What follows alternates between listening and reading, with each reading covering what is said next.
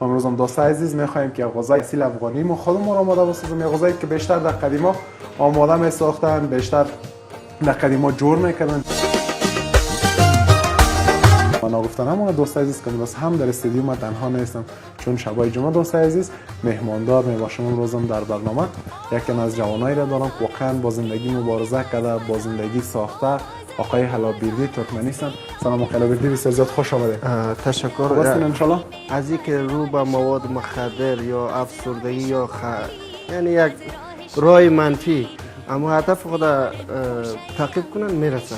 خب دوستای عزیز، ما میخوایم که امروز مهمانم البته ترکمنی است، ما هم یک استایل ترکمنی می‌ذارم. کلاهش پذیر خیر میمونه.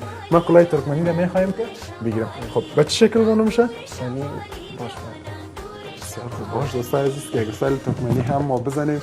آیا میشه که ما هم لباس استایل ترکمنی بزنیم یا خیر؟ چطور معلوم میشه خیلی بسیار لوکس مقبول معلوم میشه.